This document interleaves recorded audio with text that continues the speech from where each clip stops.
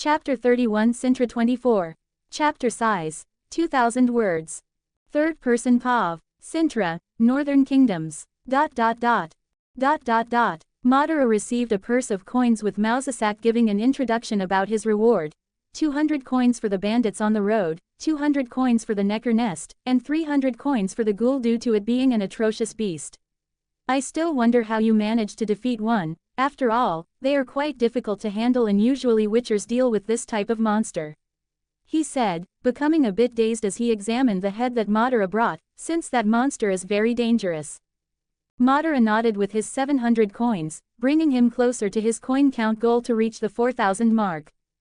Mission 1: gather 5,000 gold coins, progress 3,855,077%. Use this carefully. After all, with this amount of coins you are quite wealthy, especially for an 8-year-old boy. He said, unaware that the coins would soon disappear. Yes, he replied curtly. You can go have your first meal in the kitchen, we'll meet to talk to the officer later. The man said, and Madara left his lab descending the castle until he found the place where the servants and guards had their first meal in a large dining hall far from the nobles in the castle and the royal family. Madara entered the place quietly while many turned towards him, some curious not knowing who he was, while others gossiped about him. It's him, the boy who entered the castle yesterday, said a servant. The court mage took him personally to his room and I heard he was summoned early in the morning. Another spoke. Really, who is he? Someone curiously asked among the women. Nobody knows, some said. Meanwhile, at another table. Is he the one who was with the princess? Said a guard. Yes, my fiancé told me it was him. A boy the age of Princess Cirilla, with black hair and eyes and a very serious face, not looking like a child at all. Said the man, the personal servant's fiancé of Cirilla. How strange, who is this boy to be so close to the princess? One from the group of soldiers eating asked. Nobody knows, the boy is a mystery and there's a rumor that he had an audience with the queen. Or at least that's what the soldiers heard from the royal guards. One concluded. Madara, not caring about the stares, took a bread with a pot of sauce and went to a table alone to eat, not wanting to mingle with these strange people. He also wasn't bothered, despite many pointing at him while they talked. He finished eating and finally left his table, to meet Mausasak and the royal guard. As he was leaving with some servants along with him, a servant approached him. Are you Madara? Lord Mausasak asks for your presence in the commander of the royal guard's room. She said. Madara nodded following the woman as she led him through this unknown castle to him. He was finally led to a tower where the commander of the guard lived after a silent path with the servant. You may enter, she suggested as Mausasak had spoken and Madara went ahead. She still couldn't imagine why a child would be summoned to talk with the wizard and Lord Commander and didn't have the courage to ask, but it would certainly make for good gossip as soon as she left here. Madara approached the door and opened it, revealing a place where an old warrior lived. In front of him were 3 people, Mausasak, a man wearing armor with shoulder pads more elaborate than the royal guards. The man was middle-aged with graying hair. By his side was a common royal guard like any other that Madara had seen. The gray-haired man, who must be the Lord Commander of the Royal Guard of Cintra, looked at Madara curiously, studying him patiently as he approached them.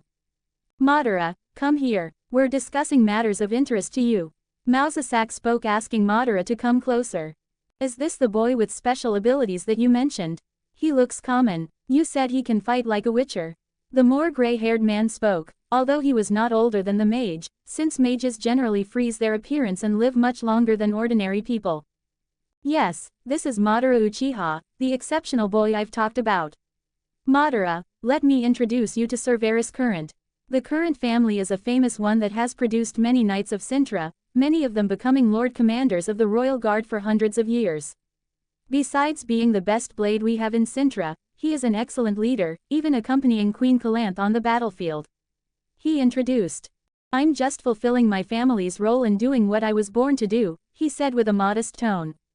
Beside us, we have Sir Charles Peril, one of the 10 royal guards under the command of Cerberus, he introduced while the mentioned man remained silent, observing Madara. He was about 25 years old and must come from a noble family, though not a very well-known one, if Madara were to guess. Madara nodded his head without speaking a word to greet them. As you say, he is quite silent.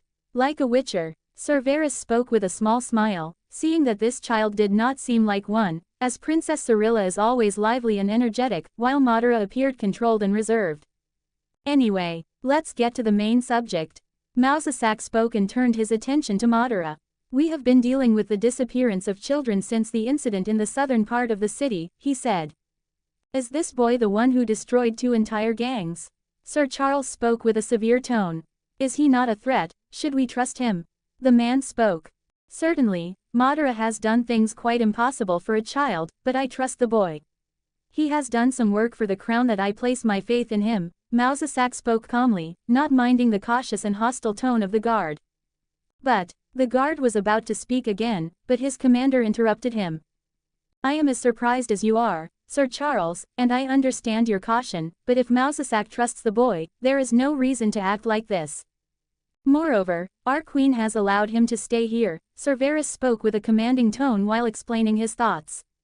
It's clear that Madara cannot be a normal person when he is a child killing dozens of people, but he had to respect the trust placed by Lord Mausasak and the queen herself, just to be vigilant that the boy was not a threat to the royal family and the kingdom. After all, he would act if it were the case as is the duty of his oath to this kingdom. Mausasak smiled, before continuing. Back to the matter at hand, you know there are still 2 gangs operating.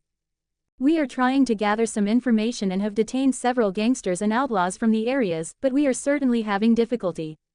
After all, the mage you faced is already aware of the information and is cautious. I can't even locate him, and he has placed mental traps on people we believed knew valuable information, Mausasak commented and asked Madara to look at the map. Do you see these points? He asked. Yes, Madara responded calmly. He was not at all perturbed about the discussion among the royal guards, while now looking at the map of the city of Cintra with several points marked. These are all the hideouts we've discovered from the other 2 gangs, but there are still many suspicious places we haven't proven to be gang-operated and places we don't yet know, he said before continuing.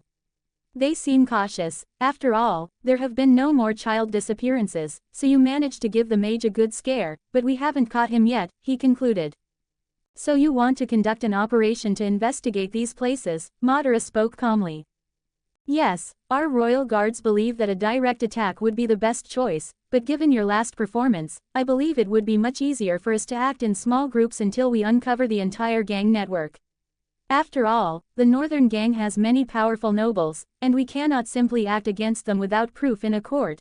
That would be a big problem for the crown, Mausasak spoke, and Madara was already aware of what his next words would be. That's why I believe you'll be perfect for this. I'm not a fan of sending a child on this kind of mission, but given your record and having a chance to prove your worth, I'm sure the crown will be very pleased with this type of mission being completed, perfectly if possible, he said, hoping Madara would be his best play for this type of situation. After all, besides gathering information and evidence, the boy seemed to be an expert in entering places unnoticed from what he had observed in the last events, much better than a witcher, and he's as strong as one in combat, having the ability to cast flames from his mouth, so Madara would be perfect.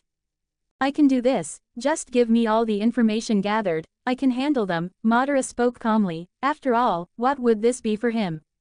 And yet, he wanted a rematch against that mage, and what he did with the old acquaintances from the orphanage. After all, even regaining his memories as a child, everything he lived here was him. I hope this is a good choice. Sir Charles commented softly. Well, I still disagree with this approach. After all, it could compromise the entire operation if the boy failed, which I still find impossible for a boy, Sir Varus commented, but Mausasak gave his opinion. I assure you, Lord Commander, we wouldn't be seeing suspects today or have had such a large child trafficking issue if it wasn't for this boy, so trust him. You already know he managed to destroy 2 entire gangs and alone, fought with the mage we're searching for and survived. If that doesn't prove something, I don't know what could. Mausasak was firm in entrusting Madara with this task. All right, I'll trust your judgment, Sir Varus said. He looked at Madara before continuing. You will have a few days. After all, we can't wait forever, and once you have gathered all the information you can, we'll act against all the locations and hideouts of these outlaws, he said, and Madara nodded. That's sufficient, Madara said. Good, now I would like you not to depart soon. I'd like to see the sword skills of the boy that Lord Mausasak has been praising lately. You use a sword, right? He asked with a smile, already knowing the answer. Yes, Madara spoke, unoffended by the tone. That's good, I'd like you to accompany me to the Royal Guard's training courtyard by the end of this morning. I want to see what you're truly capable of, he declared. He might be the best sword in Cintra and was challenging a boy, but he was quite curious about his skills after everything he'd heard, and if that was true, and he might even fight seriously. Sir Varus, despite being cautious with Madara, after all, no child should be like this, knew the thoughts of sponsoring someone with such strength at a young age could gain the loyalty of a great warrior or even tie Cintra to the name of a legend in the future, so he wanted to test him. Madara did not respond, but followed the man outside for a friendly sword fight with him. 2 comments 0 vote. Chapter 32 Cintra 25. Chapter size. 2,200 words. Third person POV. Cintra, Northern Kingdoms. Madara followed Sir Varus Current through the corridors of the castle with the wizard and the royal guard, Sir Charles, accompanying them to the courtyard, exclusively for the training of the kingdom's elite. He was struck by the open space in the middle of the castle, where men were training against each other at the moment, mainly some royal guards honing their techniques, but not many, after all, some were on their shift guarding the queen and the princess. Sir Varus appeared while some quickly stopped their training to greet him with the castle's master-at-arms. Sir Varus, the man greeted him. Sir Bartholomew, the Lord Commander greeted the master-at-arms back. I'm here to see this boy in action, I hope I'm not disturbing. He commented. Certainly not, sir, he said, paying attention to Madara wearing noble clothes but unknown. There were many squires around, watching their knights fight while preparing things for them. Is this the new castle dweller? The one I've heard so much about in the last few hours? If he's here with you and Lord Mausasak, it means he really is this. The man said. Madara just looked at him and said nothing. But Sir Varus didn't want to waste more time. Come on, boy, let's see if you are everything Lord Mausasak says you are, the man said as they approached the place where swords and other weapons were laid out for them to train. Madara nodded silently while following. You can choose any weapon, Sir Varus spoke in front of the shelf filled with different types of weapons, hammers, axes, swords, daggers, among others. Madara felt, picking up a short sword with simple iron, while the man analyzed what he would pick. You can use your personal sword. Madara spoke while pointing with his gaze to the sword at his waist. Sir Varus raised an eyebrow at that. You will first have to prove to me if you are worthy of making me draw this weapon before. He said with a small smile. Come here. He took a bastard sword and started walking to a circle in the middle of the courtyard that was not being used.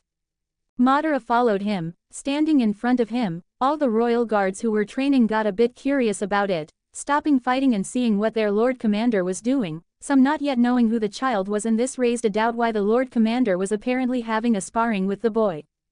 A new squire? One man asked. No, the Lord Commander is already training a member of his family. Another replied. That boy is someone the queen herself invited to the castle. I don't know much about it, but he seems to be an apprentice of Mausasak and was seen walking with Princess Cirilla. Another replied, adding more gossip among them. The windows began to fill with curious looks from the servants, while in the center of everyone's attention, Madara looked at the Lord Commander as he prepared to fight, while the latter nodded, liking the pose and the stance of the boy. You have a great stance there, looks even a bit experienced, the man studied him. Madara did not respond, just staying silent, while his opponent remained calm. Mausasak was looking with interest next to the other royal guard who apparently didn't like Madara much at the entrance of the place, wanting to see the fight. Okay, let's start then, boy. Show me your true skills, I want to see why Lord Mausasak trusts you so much in you. The Lord Commander got into guard while raising his sword and Madara did the same. Madara was not a person who attacked blindly, so he waited for the man's first move, who also had a certain pride, not wanting to be the first to attack. However, seeing that the boy remained silent, he launched an attack. The boy did not counter with the sword, but moved his body to the side, dodging the blade, while counter-attacking in the opening that was created. But the Lord Commander was not a simple man, he quickly began to parry the sword with a quick shot, returning to his position without openings before Madara could touch him. So quick, a royal guard knight exclaimed to the boy. Who is this kid? Another said, while the squires waiting to see that strange boy fallen on the ground, were shocked by Madara's initial skill.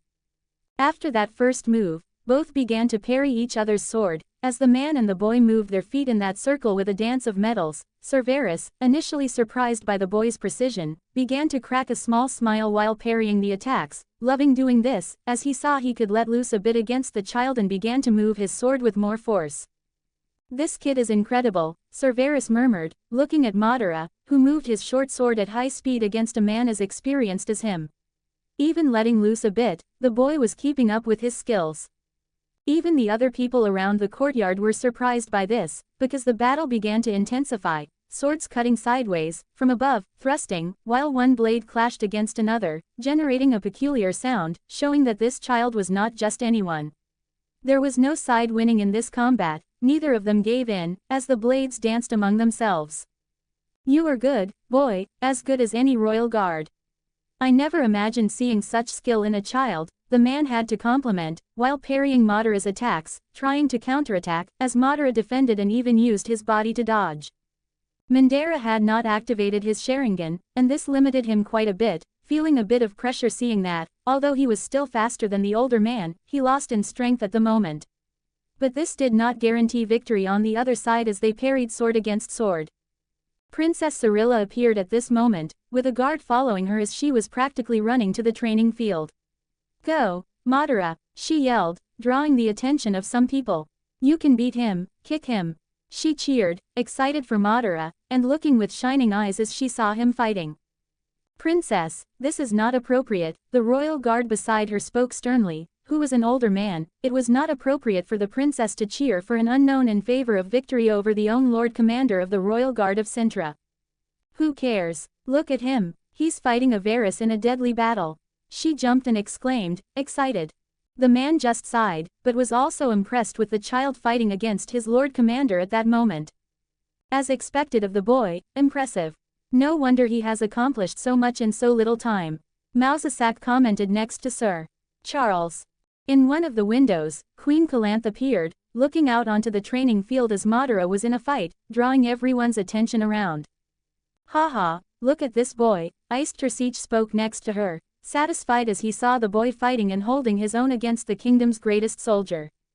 Just as Mousesack said, "This boy must not be human."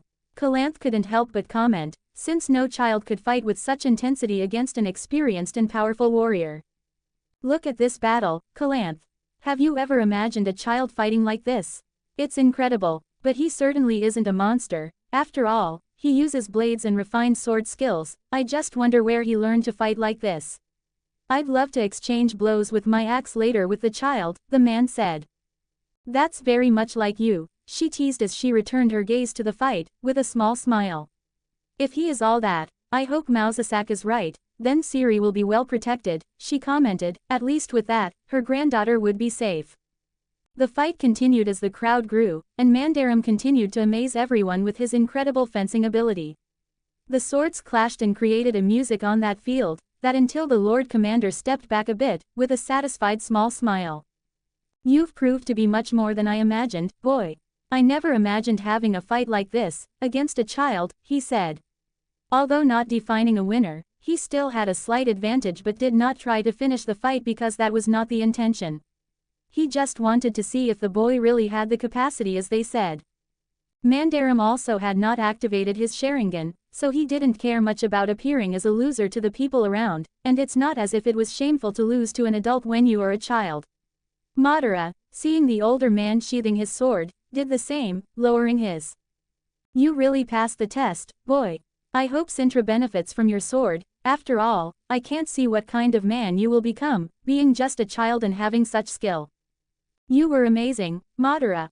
Princess Cirilla yelled and jumped from one corner, also wanting to be like that.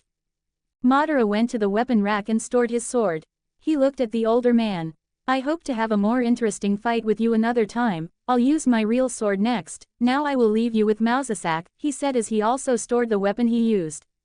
"I will have to continue training with my men now. We'll meet later, boy," he said, and Madara nodded, heading to Mousesack beside Sir Charles. Cerberus began to give orders to his men who were just looking on. "Stop gawking and let's start training again," he shouted, and everyone began to move. Madara approached Mousesack, who looked pleased. "You fought well, boy.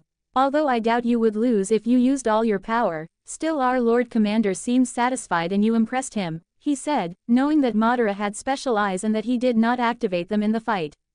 Madara nodded, and before he could say anything, Cirilla already appeared by his side. It was incredible, she yelled as she grabbed his arm. Can I be like that too? She asked Mausasak, who just smiled a bit, nodding his head to the very energetic girl.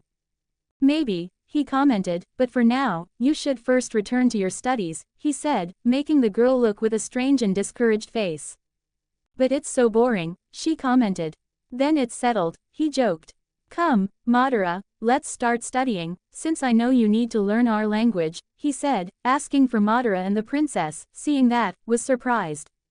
Wait, I also want to study, she said, seeing that Madara was going there and she wanted to stay with him.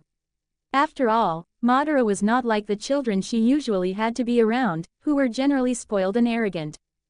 Great, if the princess wants to join us in study, it's fine, Mausasak nodded with satisfaction. After all, this was a good reason for the princess to finally start studying as she should, while he led the way with the two children and Cirilla's royal guard followed.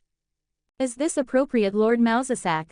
Sir Charles said, since this was the princess of the kingdom and the boy, despite looking like a monster with a weapon, was a stranger.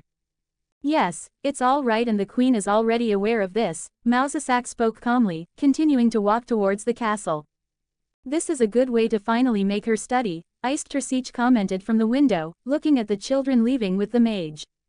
I'm surprised, but if this is the only way to finally make my granddaughter start studying, then it's fine, Calanth commented, despite being a bit unsatisfied. Madara did not decline Mausasak's invitation, having the chance to finally learn the language of the north. He followed to a room where Mausasak had a vast collection of books and which was not his laboratory. There were some chairs where he asked Madara to sit, who walked to one and sat down, while Cirilla quickly sat next to him, following him like a puppy. The royal guard remained outside, since the mage would be teaching the princess, despite not liking much a stranger being with her as Lord Charles had questioned, but had to accept it. Madara began to learn the basics from this moment, and he spent hours with Cirilla, despite her asking him various things outside of what they were learning. He absorbed quite a bit. Mausasak also saw how quick the boy was to learn and it wouldn't take long for him to master the language, especially when the boy activated his red eyes. 5 comments 0 vote. Chapter 33 Cintra 26. Chapter size, 2,000 words. Third person POV. Cintra, Northern Kingdoms. ... For the first time in this life, Madara finally devoted himself to studies. Mausasak kept teaching them until the end of the morning, but nobody went out for lunch, with the servants bringing their meal with permission from the royal guard. Calanth, as much as she liked to have lunch with her granddaughter, did not force her to come to the royal table, since she also wanted Cirilla to dedicate herself to her studies, so she sent a servant to bring the food. While studying, Cirilla did not study the same things as Madara. After all, she did not need to learn the basics of the northern language, so Mausasak made sure she learned other more important things, such as the politics of the kingdom and other issues that were directed to her education as a princess. Madara had Mausasak's assistance in literacy in the language while starting with basic words. Being a child, he knew he would quickly master the language, especially with the use of the Sharingan. I believe in 1 month I could master everything, he thought. But he would not let himself be limited to just the northern language. After all, he had a great opportunity to learn a lot about the knowledge of this world with the scholar, being an education that he would not find anywhere else. Even with the afternoon coming, they remained studying, but Cirilla, as always, occasionally stopped reading her texts with Mausasak writing something in his book, asking some things to Madara, curious, but nothing related to studies, but rather about the combat he had. Hey, where did you learn to fight that way? Did you have a master? Could he come here too? She asked, excited. Madara looked at her and sighed. Hard to say, he casually replied. Because, I will talk to my grandmother. She will surely let him train me. I can fight just like you, I would be even stronger than grandma, she said. Mausasak stopped writing to look at the girl, insisting on her questions to the boy, while he tried to concentrate on his book. You have a big problem on your hands, boy, Mausasak smiled, while Cirilla seemed oblivious, asking more questions. I have never seen anyone fighting like that. We will make a duo, I have decided, she exclaimed with determination. They continued like this, but studying until it got so late that Cyrilla's servant knocked on the door, saying it was time for her to return to her room. I have to go, goodbye Madara, goodbye Uncle Mausasak, she said goodbye as she left the place, leaving Madara and Mausasak alone. Well, boy, we'll finish here for today. Tomorrow I will be with the queen, but keep the books to study on your own, I will inform a servant when we have our next class. Mausasak said, but had not yet finished. What will you do tonight? He asked, wanting to know the boys' plans after the meeting they had with the royal guards. I will start investigating. You want me to find out all the gang hideouts and I will do this by looking for some evidence. Madara spoke as he started to leave the place with the books. He returned to his room, already knowing a bit of the path he had taken in the castle, and opened it while starting to search his room, since he would act tonight. After organizing and wearing clothes where he could carry an adequate amount of kunais, along with his sword, he left the place, trying to keep his presence hidden while running through the castle corridors upside down past numerous guards and servants. As soon as Madara made his way out of the castle and did not go through the gate, he started jumping over the wall undetected.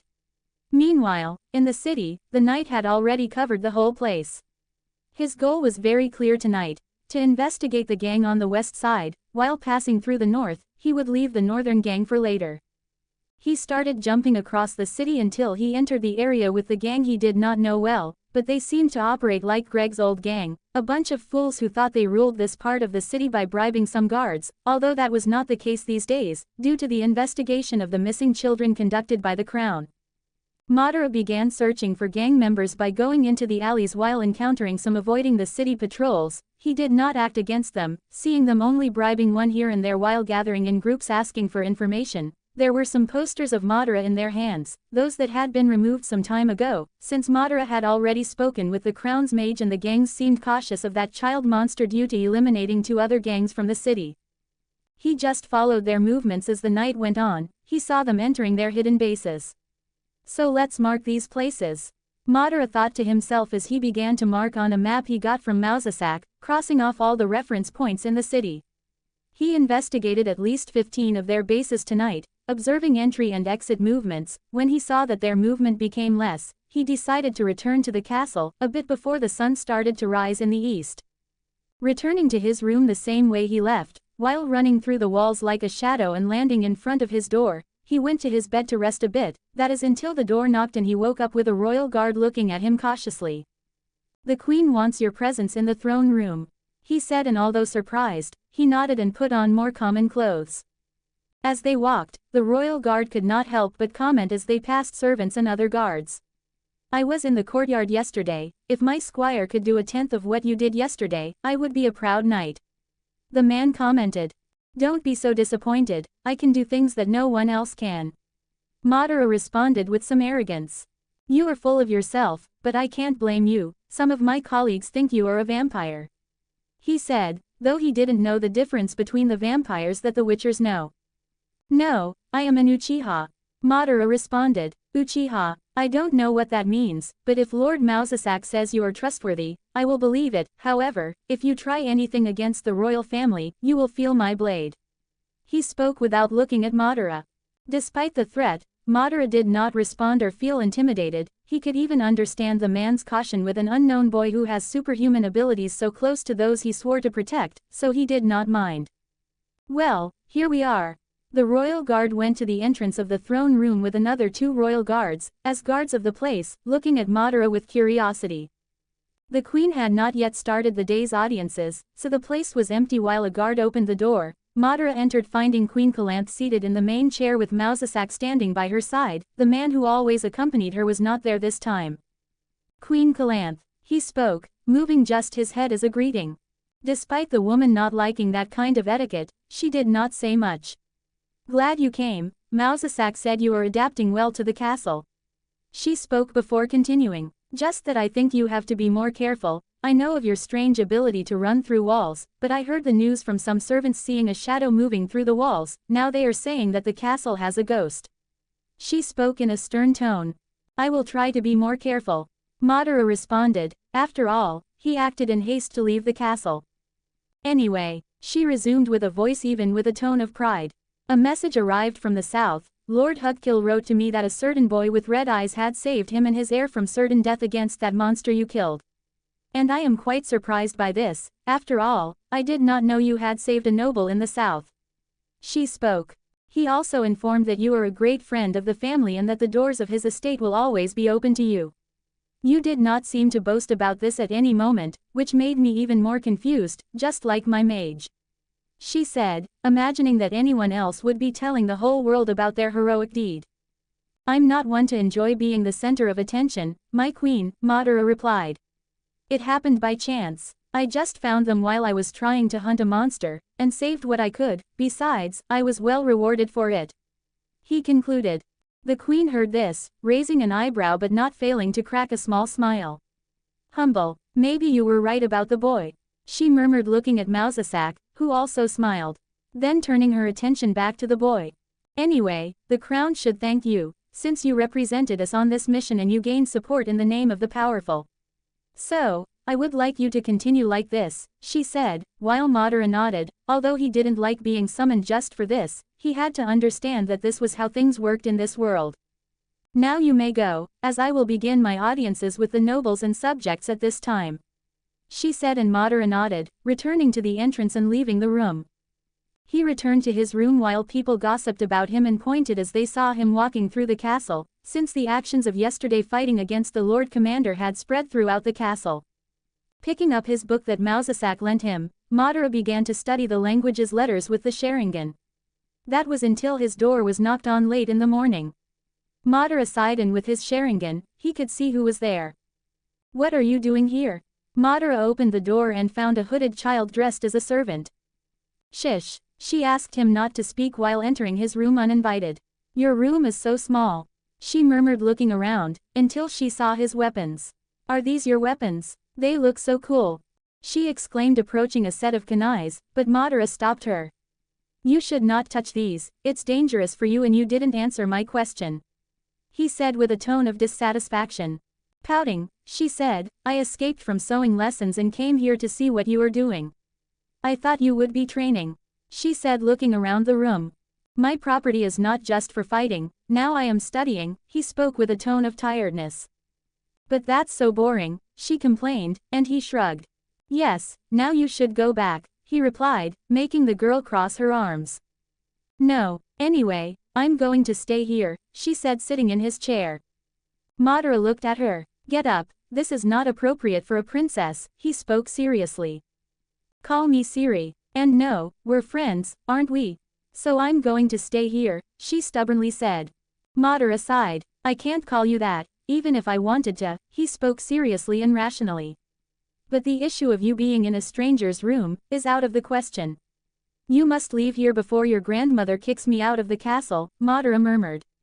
No, I'm not leaving here, she spoke stubbornly, like a spoiled child. Is this child so obsessed with me or something? He murmured internally. Fine, I'm leaving, if you'll be following me, let it be in a public place, he said, grabbing his book and starting to leave with Cirilla following him. 3 comments 0 vote. Download the app for greater interaction. You can chat with me about my writing experience apart from the comments section. Raccoon League. Download app now. Chapter 34 Cintra 27. Chapter size, 2000 words. Third person POV. Cintra, Northern Kingdoms. ... Madara led the girl, who was now hidden in a servant's outfit, clinging close to him as they moved through the castle's corridors, passing by servants and guards while some looked at them curiously, more so because of Madara walking around with a book in hand than the servant child following him, as they remained silent. Well, that was until the princess grew bored of it all. Where are we going? She whispered, not wanting to attract attention lest someone tell her grandmother about her escape from her room. We're heading out to the most open place possible, Madara said calmly, following the path. Really, can we train with swords and you teach me some of your cool skills? She exclaimed, raising her voice before quickly covering her mouth again while looking around to see if anyone recognized her. Madara didn't mind and kept walking as the girl soon caught up. You walk too fast, she complained quietly. You want to train and complain about a walk? Madara couldn't help but raise an eyebrow at that. That's not what I meant. She pouted, but Madara didn't care and answered her other question. No, we won't be training. I'm reading this book and that's what I intend to do. You can go back to your room or anywhere else if this is boring for you, Princess, Madara said calmly. No, she simply said, and you should call me Siri. She reminded him, but Madara said nothing. They continued along the path until finally exiting through one of the castle's entrances, which was a bit higher, and this path led outside the place. Madara glanced at the royal garden as they passed by. He knew it wasn't a place for someone like him to enter, but he could easily hide his presence and enjoy the quiet spot. I'm going there, goodbye, Princess, Madara spoke, emphasizing the girl's title, and before the girl could react, he jumped from that height into the garden silently. Wait, Cirilla exclaimed as she ran to the edge of the place and saw him dropping from 20 meters and continuing to walk as if he hadn't done something superhuman. Not even Geralt can do something like that, amazing. She murmured, watching Madara walk away and then remembering her situation. He left me alone, she exclaimed dissatisfied, starting to run from there. Madara found a pleasant spot when he saw a lake, sitting in the shade of a tree while leaning against it and starting to open his book, beginning with the basic words. Learning the words and letters is the hardest thing, the writing I can simply copy with my Sharingan by asking the mage to write in front of me. Madara thought as he continued memorizing the words and forming them with the letters he had learned from the basics in yesterday's lesson. It didn't take long for Madara to hear steps coming behind him, while he seemed not to care as usual, since the steps were quite light. I was wondering how long you would take to get here. I was hoping you'd go back to your room and not keep following a stranger around the castle, Madara said, opening a rare smile with the small joke. You smile, she exclaimed, pointing at Madara as if she were seeing something strange. Tisk, Madara just clicked his tongue and returned to his book, closing off his expression again. The princess, recalling the memories of being left behind by the boy, complained to Madara. You can't just abandon me. It's not fair, she spoke in the same dissatisfied tone as always. You arrived quicker than I thought, Madara commented. It's because I know some shortcuts, she said, changing her voice to a more mischievous one. Anyway, you can't leave a princess behind, she exclaimed to Madara. Now you're a princess. Madara took his eyes off the book and looked at her. I see no advantage in having a princess by my side. Madara spoke, but his tone wasn't dissatisfied, he just seemed to be playing with this persistent girl. Of course, there is. Everyone wants me by your side, even though I don't like it, she said with disgust, as she had to adhere to social norms in her position, and there were situations she didn't like at all, especially being near certain people who clearly wanted something from her or favors from her grandmother through the girl. Her face of disgust turned somewhat more animated as she remembered how she could convince Madara that she was amazing too. Everyone says it's very good to be beside a princess as beautiful as me, she exclaimed while Madara just shrugged. I don't care, he simply said, returning to his book. Cirilla formed some childish wrinkles on her forehead. Why are you so difficult? She murmured, and silence fell between the two under the tree in front of the small royal lake. You certainly are an energetic girl, Madara suddenly spoke, breaking the momentary silence. But why do you want to fight so much, and it's not just with me? Madara knew she was like this with everyone, even with Geralt when he saw them in the forest. So, he was somewhat curious about the girl. Fight, of course, my grandmother is a fighter, and she seems so free. I want to be like that, to have control over my own life and be free. She fell silent, indicating she was thinking a bit about the next words, before continuing. I want to be free like a swallow, she spoke, seeing this bird flying right in front of her at that moment, landing on the tree above them. Madara also couldn't help but look at the bird there, curious. You're right, princess. To be free, you have to be strong. After all, in this world, the strong always eats the weak. Madara was quite sincere at that moment. Cirilla listened to his words, and although she was a child, she would mark that phrase for the rest of her life so strongly that she heard it, even though Madara spoke in a very calm tone. She then said quietly, with some feelings about the future that a child shouldn't have, mainly due to her dreams. Do you think I could be so strong that I could make my own path? She asked with a rare tone of caution. I think so, from what I've seen, many expect that from you, Madara spoke, at least the mage recognizes the dormant power in the girl and hopes she can control it in the future. There's also the prophecy that she would be the ruler of the world in the future or her son. I don't know much about it, but is that prophecy still standing while I exist in this world?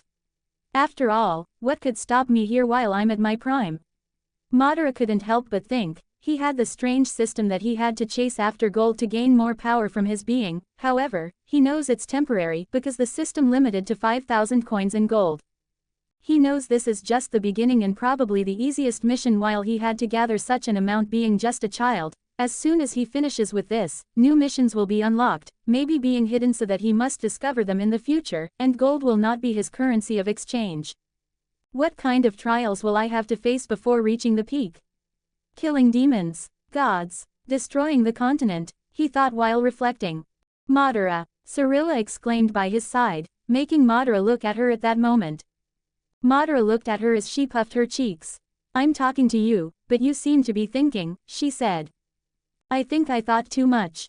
Madara admitted, getting lost in some deep thoughts about himself and his future when he heard Cirilla speak. His intuition didn't sense any danger nearby, so he was lost in his mind. Well, I was saying. She resumed her speech. I'm having strange dreams and I believe it's about the future. She said, yesterday she had a dream even stronger than any other. She's always been having flashbacks about the future, but never shared it with anyone, until now. Dreams. About what? Cirilla had his attention now, knowing that this girl could see into the future. Listen, what I see is still hard to remember, but I see chaos and destruction. She began, recalling the battlefield she always walked alone, with all sorts of dead people scattered around. I see a blue giant, I see him destroying 2 mountains with one move. She exclaimed, leaving Madara somewhat surprised. Seeing this, she seemed to open up more about the things she saw. I saw meteors falling from the sky. I see a huge fox with several tails. There's destruction happening everywhere. Do you know what this means? Do you also think it could be the future? She asked curiously, while Madara was even more surprised with each word coming from her mouth. That, I can't say, but it might be. Madara spoke. Those powers were clearly coming from him, but would he really need to use all of that? What kind of enemies will he face? Madara couldn't help but think about his future again. Wait, the fox with several tails. Could I bring the Kyuubi into this world? Madara thought in his mind, trying to keep reasoning. He didn't seem scared with Cirilla knowing about these things. After all, what could he do? Beg her not to talk about it was something he wouldn't do. After all, he has his pride and it doesn't matter to him if more people knew of this possible future. But it's not just that. She went on to say in a more cautious tone. I see death, I see Cintra burning at times. She said, quite sadly. She turned her attention to him, with some tone of hope. Do you think this city will fall? She asked. I don't know, the future is a very dangerous thing. Madara wasn't lying. He didn't know what kind of future this world would undergo with his presence, and the attack by Nilfgaard might not even happen, although he believes that the most likely is Cintra being destroyed by the Black Army, and Madara doubted if he could stop them at this moment. After all, besides being in a few years, he might have a mission now, but when will another happen after this? He looked at the girl who had a slight tremor in her body and felt a bit of pity for her. After all, seeing a destructive future without being able to do anything to change it while you're just a child, must be quite tortuous. I don't know what kind of future can happen, Siri. Madara began, calling her by the name she so wanted to be called, making her look at him with surprise, and he continued. But if something happens to this city or kingdom, I will protect you. He said, as much as he didn't like that cliché, he really was standing by his words. After all, when Cintra falls in the future, she will need help.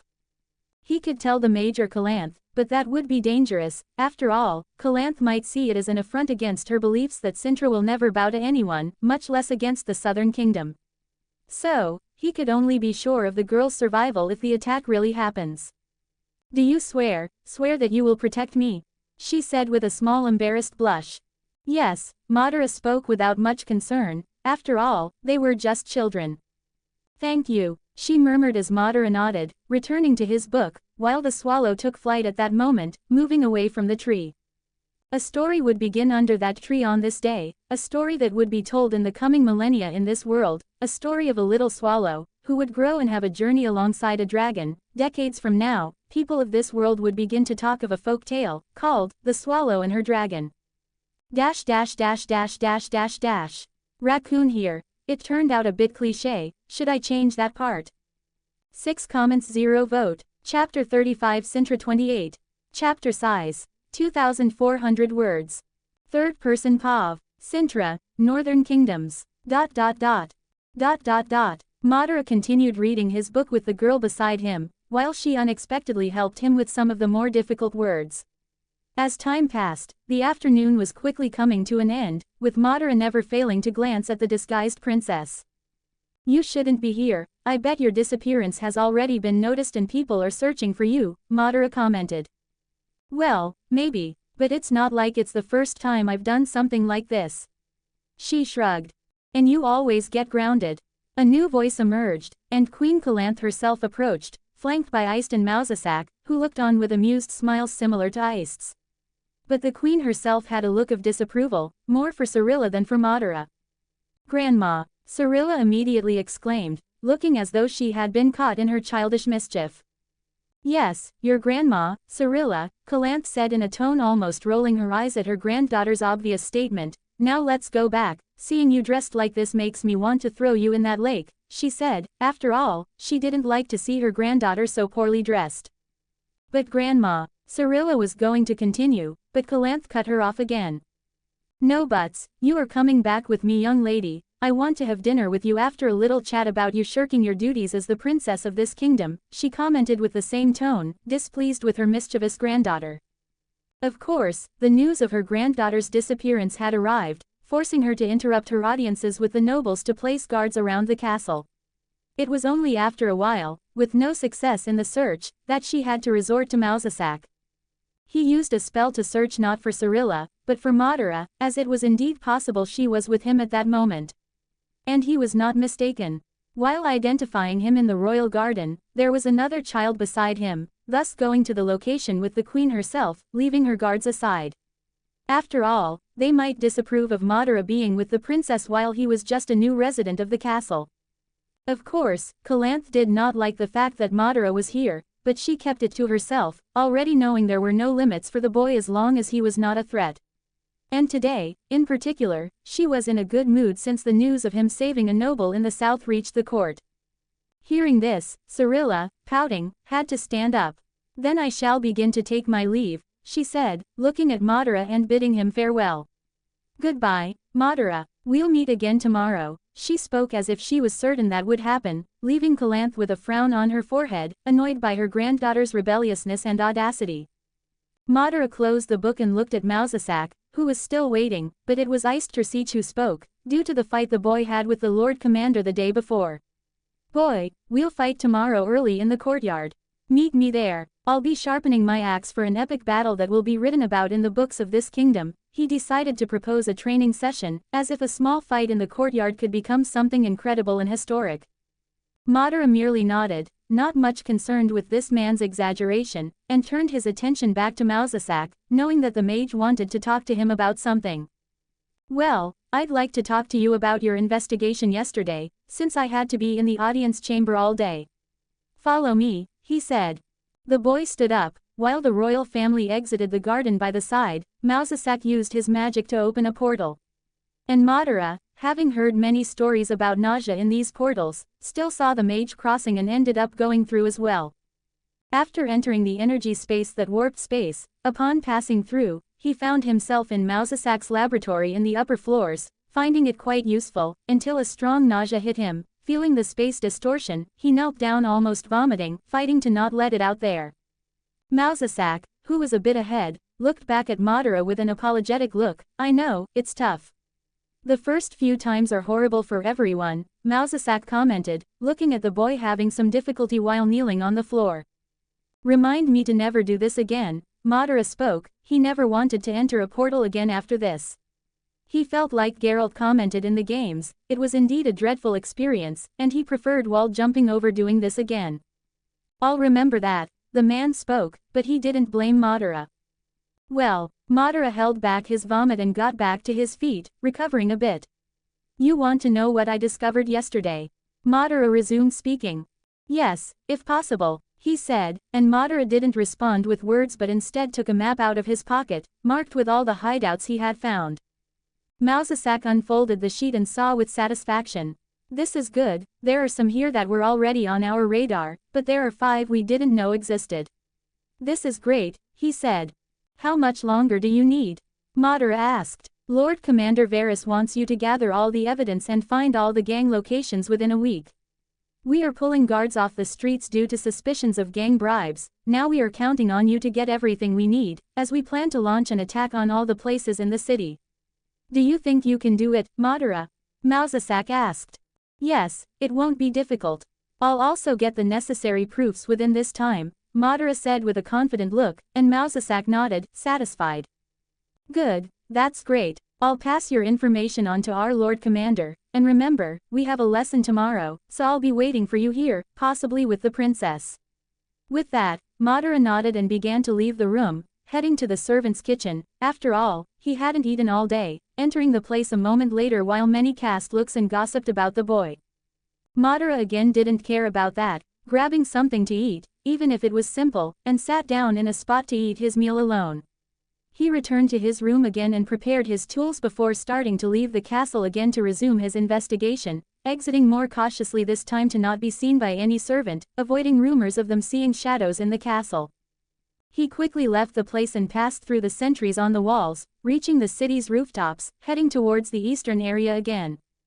He spent the rest of the night just following gang members in areas they hadn't been to on that side, finding more than 20 gang hideouts. He decided to explore some of the more structured ones, with some appearing larger and more important than others, easily entering one of the higher windows using his chakra feet and searching for any documents. It was in a hidden spot that he found some papers with signatures. I can't read this as well as I'd like, but it certainly looks like a contract. I'm surprised they can read and write, so there are some literate among them. Madara murmured, and the door began to open at that moment. Entering were 3 people, with 2 looking disheveled while the last appeared better off than the 3. Damn, I want to drink a bit. One of the men said.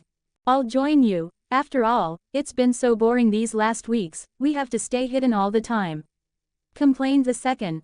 You know the boss's orders, we have to keep a low profile. You saw what happened to 2 of the gangs in the city. The more tidy man spoke. Screw the other gangs, they died because they were weak. That's better for us, more territories for us to conquer and no one in our way. One of them spoke while grabbing a bottle of drink.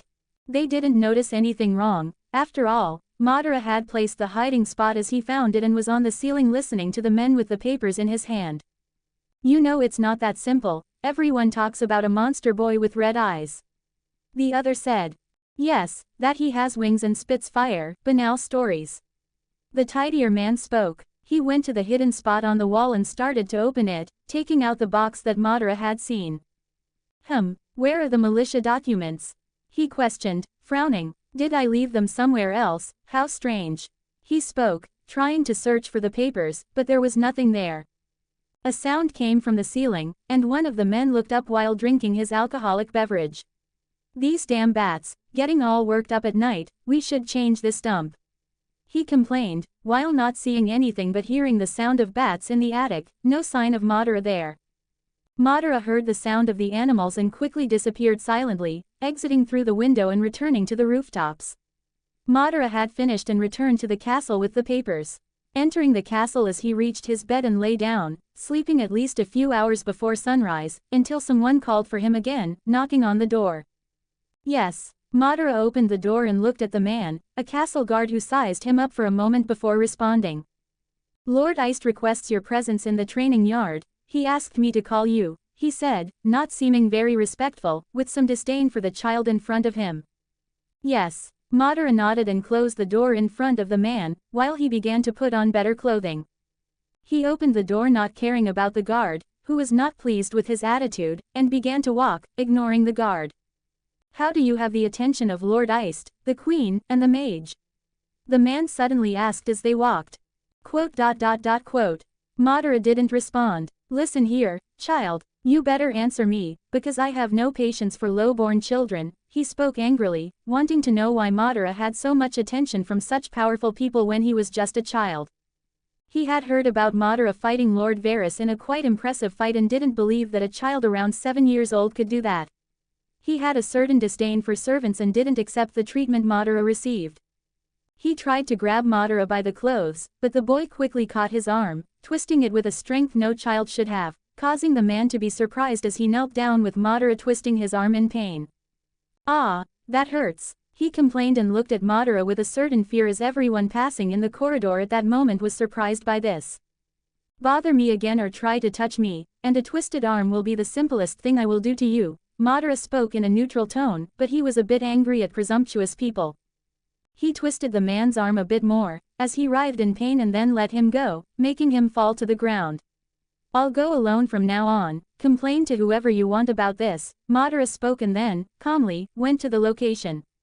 Nobody stopped him, even the guards looked cautiously at Madara as he went on his way and went to help the man holding his forearm from the pain Madara caused. Despite not having slept properly in 2 days, his body was in good condition, and he entered the training yard, finding Ice sharpening his axe while some royal guards fought each other off their shift. He saw Madara approaching and opened a big smile. "Look who's here, the child who is a powerful warrior. Today you will face my axe," he shouted, drawing the attention of everyone as they saw Madara approaching. Ice liked to show off, and today was no different, fighting against the child he always wanted to face. He wanted to prove all the skills the boy possessed that he had always heard about and witnessed yesterday. Siri was also already at the location after hearing about the fight yesterday. She quickly went to the yard with her royal guard and maid in tow. "Go, Madara, kick his butt," she yelled childishly. Ice heard this and began to smile. "Oh, shoot, it seems my opponent has the favor of a princess." "Little Cirilla, I thought you were going to cheer for me," the man said, pretending to be disappointed at the girl, while the girl stuck out her tongue at him and yelled. "I'm cheering for Madara, he's going to kick your butt," she screamed excitedly. "Princess, you must be careful with your words," the maid tried to scold the girl, but Cirilla just shrugged. "It doesn't matter, the important thing is that Madara is going to kick Ice's butt. I want to see him in the mud. Go, Madara, go, Madara, go," she yelled, jumping while the maid just sighed and the man began to laugh at the little girl. He turned his attention back to the child. "Well, and you, are you going to disappoint the princess?" he said, looking at Madara, while the latter just shrugged. "Raccoon here. I know I detail situations that don't affect the story itself, like the example with the guard, but I think it's impossible not to have such reactions from the surroundings with a stranger entering the castle and getting attention from the queen and important people without anyone explaining where this child living with the servants comes from." 4 comments 0 vote. Chapter 36 Cintra 29. Chapter size, 2000 words. Third person Pav. Cintra, Northern Kingdoms. ... Madara sighed upon hearing the princess and iced. He walked over to the man, stood in front of the weapons counter, and picked up a classic short sword before returning to the man who was twirling his axe as a form of stretching, who looked at the boy with a smile. "Come on, kid, show me all your skills with that sword," he said, as the crowd began to fill the place again, curious to see how this fight would unfold. Madara went to the circle and prepared for the fight. He waited for the man to approach and this time, since it was against another opponent, he saw Ice preparing, and he quickly stamped his foot against the ground and struck his sword against the opponent's. The sound of metal echoed through the area, and Ice felt the strength of the boy and began to laugh. "This is very good, keep it up," he said, starting to spin the axe and trying to hit Madara from the side. He didn't hold back. Even though it was against a child, it was evident that the boy had enough skill to handle more serious combat, while Madara parried with his sword and began to fight again in an intense combat, even more fierce than he had fought against the Lord Commander. "Go Madara," Siri started to shout, as Madara continued his intense fight, battling in a high-speed exchange of blows, while he was surprised at the speed this man could move, despite using an axe. Madara quickly matched his blows while striking against the opponent's axe. The fight continued while the crowd watched, growing until Queen Calanthe was at the scene, looking from a window with a small smile. After all, she knew that her current husband really wanted this battle. The fight went on for about 10 more minutes until Iced, finally sweaty, looked at the boy satisfied. "Kid, that was very invigorating," he commented, maintaining a broad smile. "I've decided," he went on to say, "we'll fight every day. I'll be here waiting for you, kid," as Madara raised an eyebrow at that declaration. "Can I join?" Cirilla shouted, more loudly, as he smiled and looked at one of the windows where Calanthe was. "Did you hear that, Calanthe? The girl wants to learn to fight too. You should let her do that."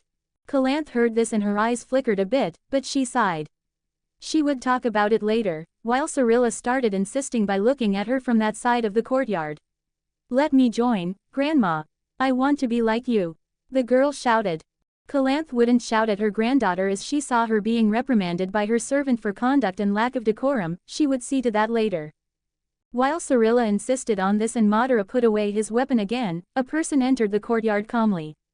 I see you're having fun this morning, Mausasak approached, speaking with patience and a smile. Well, it looks like you're going to train the kids, is that it? Iced commented, fixing his axe. Yes, I promised a class for Madara, and I'm sure the young Cirilla will also want to participate. After all, she has a lot of studies about her education as a princess, he commented, while Cirilla nodded as a rare condition of wanting to study, since she would be with Madara. Alright, you can take them, and you, I would like you to be here at the same time, Iced commented looking at Madara, while the latter nodded. Let's go Madara, Cirilla called him, accompanied by her servant and guard, as Madara started walking out of the place, not too sweaty. Then Murata and Cirilla headed to the upper floors of the castle, while a guard stayed at the door, they entered Mausasak's laboratory. I'm conducting some experiments today, so we'll have class here, but I'll provide all the support I can for you, he spoke while preparing his experiments with herbs. He continued to speak as soon as he saw the children sitting at two tables with books he had prepared. Well, resuming our studies, Cirilla will continue studying her political subjects, and Madara will learn some new words in the northern language with me, he said. And as they continued to learn for the rest of the day, it was only after a while that they finally finished. Cirilla continued at the same pace as the last lesson, asking Madara incessant questions about fights and his adventures. Although she was still insistent on this, she really began to study. After the lesson ended, she was taken away by her servant, and Madara was about to leave. He had the documents picked up the night before but would wait to act on them until he had all the information he needed to initiate the attack against the Western gangs. However, this did not prevent Mausasak from giving him a curious look before he left. So, you're going to investigate the West again? He asked, seeing Madara withdrawing. Yes, I believe there are just a few more hideouts left before I head north. Today I will finish my investigation in the region and pass on all the information I collected tomorrow morning, he said, and the man nodded. That's good. Just be careful, he said, and Madara just nodded before leaving the room. He returned to the kitchen, ate something alone, with some commenting that he had hit a guard in the corridors that day and how he had left with the princess. There were many guards, comrades of that guard who tried to catch Madara, looking at him nastily, but he did not care. As soon as he finished his simple meal, which was much better than the one he had with the princess at noon, he returned to his room, prepared his things, and left for the city at dusk. He continued searching for places in the west he had not yet seen, until, in the middle of the night, he realized he had completely finished his investigation. Then, he returned to the castle after picking up some more documents. Finally, I'll be able to sleep a bit better, he thought as he leapt over the houses and buildings of the city. After all, he hadn't slept properly for a few days and wanted to take advantage of this night to prepare to investigate the northern area. As Madara returned to the castle, his presence there did not take long to circulate among everyone and even outside the castle, with many wondering why there was an unknown child with high sword skills in the castle. After all, everyone was talking about it at this moment among the common people. As many servants left the castle with their guards, the gossip about the mysterious boy soon began to spread through the city. In a tavern that night in the east area, people were discussing it. Did you know that child fought against a royal guard? A drunk man said. That's a lie. How would a royal guard fight with a child? Another replied, not believing it. It's true. My wife knows a servant who works in the castle and heard it from her, and she said the battle was intense, he said, reaffirming his gossip. That's a lie. Who would believe that a child would do something like that? Another replied. Then how can you explain why the queen keeps him close to the princess? The same man exclaimed. I agree with him. I believe the queen found a prodigy and plans to place him as her granddaughter's guard, said the innkeeper. Since he heard many pieces of information every day, Madara's presence in the castle was not a surprise to him. Makes sense, but where did this boy come from? He seems to be the monster that destroyed 2 gangs in the city, another said thoughtfully. Do you think the boy is that monster with red eyes and bat wings that spits fire from its mouth? Another laughed. It doesn't matter, but yes, the monster attacked those two damn gangs that even bribed the guards to rule the city, another said. Be quiet. If someone from the militia hears that we're talking about them taking bribes, we're screwed, another advised cautiously. You know it's true, the man said carelessly. This kind of conversation continued throughout, talking about the mysterious boy who was among the aristocratic elite of Cintra, thinking he would be a new royal guard for the princess. Far from the city, far away from Cintra and its kingdom, Geralt continued heading north, in search of his former lover. Geralt, save me, Dandelion shouted while being tied up by a group of cannibals in a mountainous region. Goo goo goo goo. The cannibals made strange sounds while Dandelion was screaming for help, approaching a huge bonfire.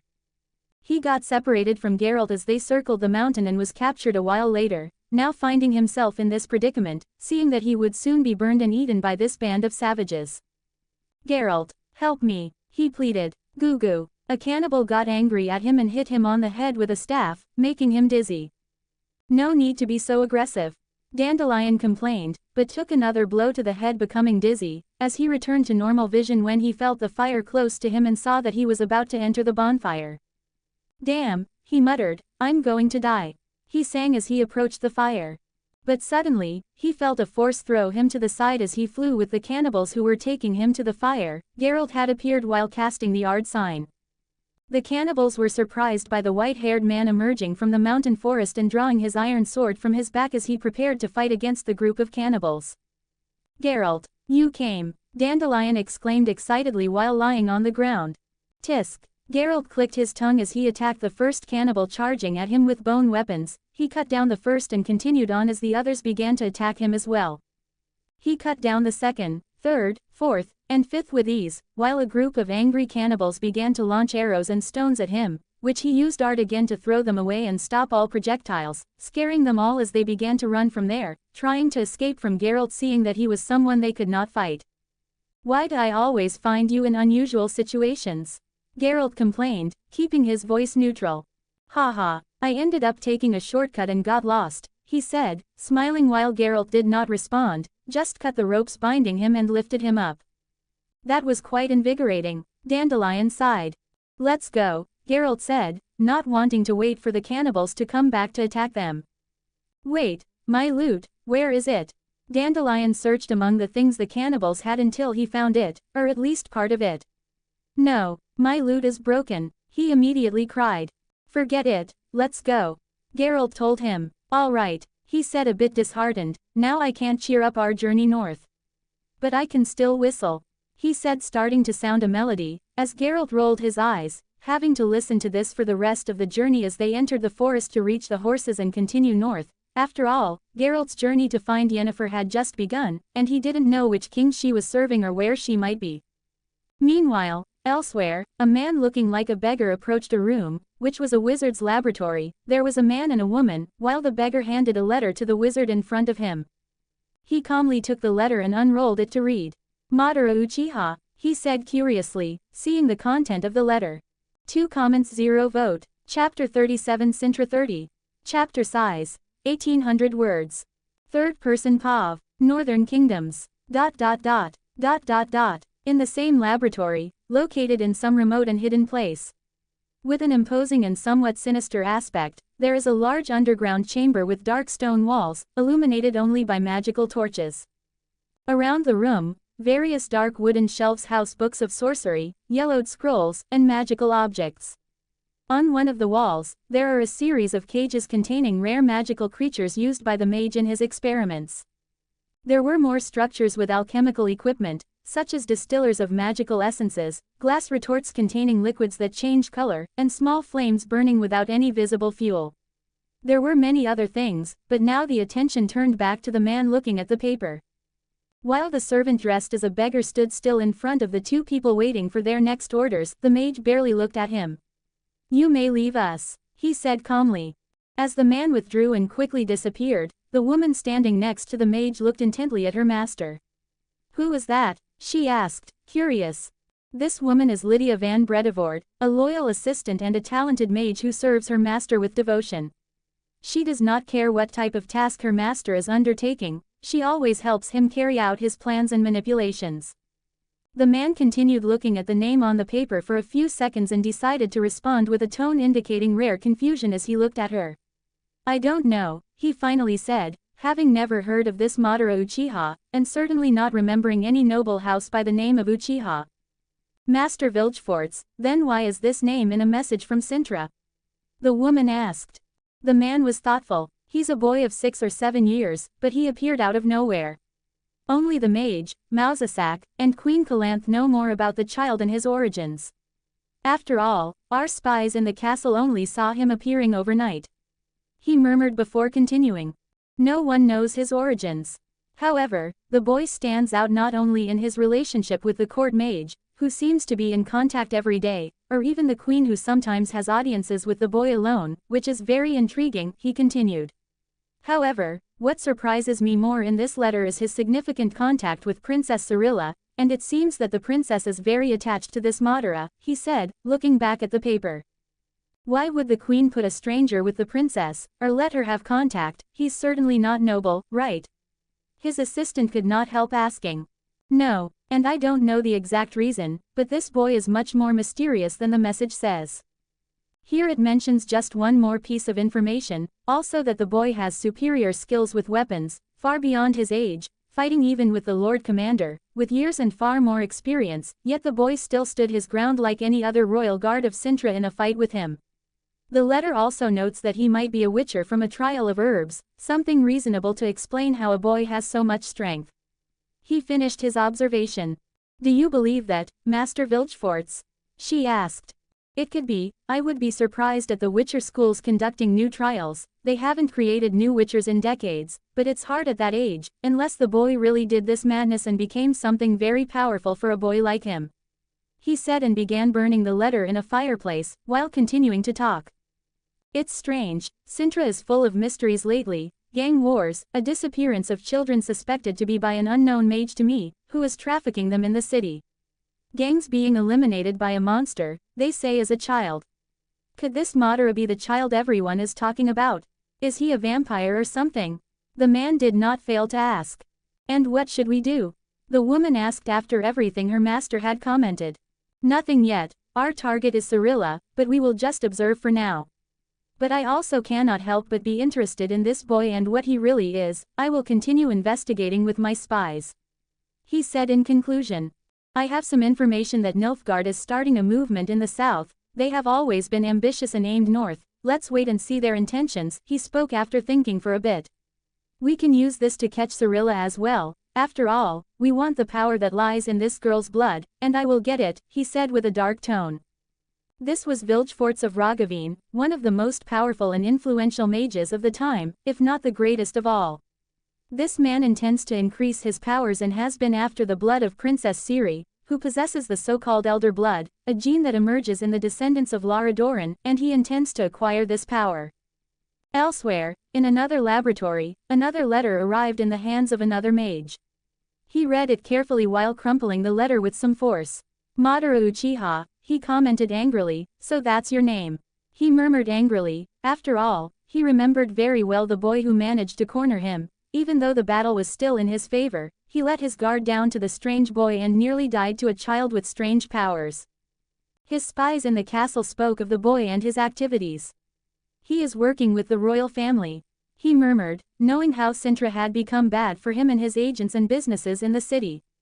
So, it seems they want to take the rest of my contacts. He concluded after reading about Madara's activities and some conversations with the court mage. After all, he had one of the royal guards among his spies and some nobles of the kingdom, so he had a lot of privileged information. He just smiled in the end. Well, so be it. I will wait for you and I will take revenge on you, boy. I will dissect you and see all the secrets of your body and find out what you use, which is not magic. He said, burning the letter while murmuring to himself. Of all the things I have seen in this world, you were one of the most intriguing things I have seen in the last 100 years, he said looking at his wounds, not hiding the pain he still felt. He was still recovering from the fight that occurred. Soon, the taste of revenge filled his mouth, already planning how he would catch the boy and make him pay. Meanwhile, a bit closer to the kingdom of Cintra, in a council room of a kingdom adjacent to Cintra, Angren, there was a meeting happening at that moment. Their king was in the main chair while listening to his advisors. Cintra is in a bad political position. We have a chance to acquire the eastern valley of the kingdom, one subject spoke, seeing it as an opportunity to grab new lands for this kingdom. The others nodded, but some questioned. Why should we go to war? There are rumors about movements in the south. Nilfgaard might be planning an attack and expanding their lands north. You all know how greedy they are in invading the north. The man spoke, seeing that it was not a good idea to go to war with another northern kingdom. That's just a set of rumors, nothing true comes from it. It would take many years to start a campaign to the north, and we will be well prepared if that happened, another advisor spoke. A man rose from his chair and moved back to the main side of the large table. My king, this is an opportunity. Cintra is commanded by a woman, this is a good chance, spoke the advisor, towards his king, sitting at the head of the table. Don't forget Calanthe's reputation, she is not called the Lioness of Cintra for nothing, another man said but then continued. Besides that, I agree with this man, it is a good opportunity to attack the kingdom and grab some lands. He said. The king looked at his advisors while tapping his finger on the table, thinking. With each tap, he studied each possibility. However, his greed led him to believe that this would be a positive campaign, and believing that he could achieve it easily in another way. You only talk of war, he spoke after 5 taps. It's interesting, and we will surely come out victorious in a fight, he said confidently. But my lords, we don't need a victory on the battlefield if we can have one on the political field, without spending a gold coin on armor or a sword. After all, wars are expensive. He said in a tone as everyone's attention was on him, waiting for him to continue. Remember, there is only one princess in Cintra, a princess means an heiress. Calanthe wanted to betroth her to Verdun, but that only weakened Cintra compared to all the other northern kingdoms. We can show a generous hand and propose a marriage with my heir, he said. But isn't your heir 19 and not yet a knight? A counselor asked. He might have had a fiancé, my advisors, after all, accidents happen. He said calmly, his fiancé was an important noble from his kingdom, but a princess was much better and he would eliminate the girl if necessary. He spoke openly about these things there because he trusted these men, as they were as greedy as he was. If we secure a marriage, we can take the entire kingdom and unite it instead of just a piece of Cintra. Forming a powerhouse in the north, he said with his vision of having an even more powerful kingdom. My king, you speak with wisdom, as expected. A noble flattered him. Even those who did not like to flatter had to agree with his thinking. Yes, not all wars are fought on a battlefield. We can offer help to Cintra while their kingdom is vulnerable. Among an alliance of union with conditions in our favor, the greatest union the North has ever seen. He said, after all, if he could follow through with his plan, they could merge the 2 kingdoms into one, becoming one of the largest kingdoms in the North. That is good, as expected, another said with a sincere compliment. Now, mage, he turned to his advisor, a beautiful woman but over 50 years old, her chaos within preventing her from aging. The king continued, send a letter to Cintra with our conditions, he said with a slight smile. 1 comments 0 vote. Chapter 38 Cintra 31. Chapter size, 2,000 words. Third person POV. Northern Kingdoms. ... Madara had woken up the next day, after having rested more than he had in recent days, which was satisfying for the boy. It didn't take long for him to sense someone approaching the door, knocking. He already knew that Iced must have summoned him that morning to the castle's training yard. I'll be there soon, he said from his room as he changed. He opened the door and walked out with a different guard than before, as the other seemed to be not quite well after the encounter with Madara the previous day. They headed to the training yard. I saw what you did to Kaio, the guard suddenly said. Who is Kaio? Madara asked calmly. The guard you hurt yesterday, the man continued to complain. Despite still seeming furious, he restrained himself, since this boy had the attention of his superiors. He also saw that it wasn't very simple to mess with someone who could just knock a guard to the ground, especially being a child. You're some kind of freak, aren't you? It's not possible for a child to be so strong, he couldn't help but ask along the way. It's none of your business, Madara said, ending any further conversation. They continued to the yard, finding Queen Calanthe in the corner talking with Iced. You really are going to insist on this, aren't you? She commented, looking at her husband. It's always good to have a good fight, he remarked, looking pleased as Madara approached. It's not every day we have a child like this. Plus, someone has to train the princess, right? He said as Cirilla appeared beside them in a training outfit. She looked at Madara with a smile on her face. Look at this. How do I look? I'm ready to enter the battlefield, the girl exclaimed. Calanth raised an eyebrow at this. If you're as good with a needle as you are, Cirilla, I fear for our armies in your hands, Calanth joked, mocking her granddaughter. After all, she was terrible at the arts of being a lady. Cirilla, hearing this, dropped her shoulder and stuck out her tongue at her grandmother. I am very good at this. But it's so boring and stupid, she said. Watch your language, young lady. Calanth scolded. Cirilla shifted her gaze from her grandmother to Madara as he approached. Madara, today I am going to fight you, she said proudly. As soon as Madara and the guard arrived, the man knelt down. My queen, he said beside Madara, who bowed his head as he always did in the presence of the queen, the princess, and the regent king. You should show respect to our queen, brat, the guard said with some frustration seeing this. But Calanth raised her hand, asking him to stop.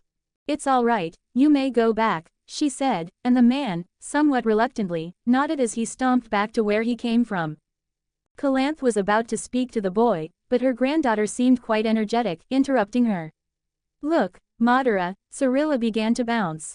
Which weapon should I choose? She said, and Madara looked at her at that moment. Choose the one that suits you best, princess, he said. Princess, call me Siri. She complained. That wouldn't be proper, princess, Madara replied. He's right, Cirilla, Calanth interrupted. We should maintain etiquette, although the boys should behave better towards me. She turned back to Madara. You know, I don't care much for that sort of thing from you, Calanth admitted. After all, Madara was a child with great potential, so she saw no good in ordering him around. She continued, but the issue isn't with me, but with others. You saw how the guard didn't like that. It would be good for you to have a bit better manners, she said with a more severe tone. I will try to be more careful, Madara said, nodding. After all, he was living there, and even he recognized that he should be respectful to the host and their rules since he had decided to stay. Well, I know the conversation is good and all, but we have a fight, this child and I, Iced interrupted, grabbing his axe. Wait a minute, what about me? Cirilla complained, feeling left out. Princess, a new voice emerged, and it was Lord Commander, Cerberus, appearing in his armor, displaying the characteristics of Cintra as leader of the Royal Guard. I will be your trainer for now, my princess. But I wanted, she started, hoping to have a fight like Madara was having. You are too hasty, my granddaughter. First, you must learn the basics, and then we'll talk about fighting in the future, Calanth made clear. But, Cirilla was stubborn. No buts, if you don't get through the basics, there won't even be basics, do we understand? Calanth said. Yes, Siri had no choice but to follow the man to train in the basics. Meanwhile, Madara picked up his short sword from the place where the weapons were kept, and Cirilla had to look at that and just settle for her training sword, made of wood.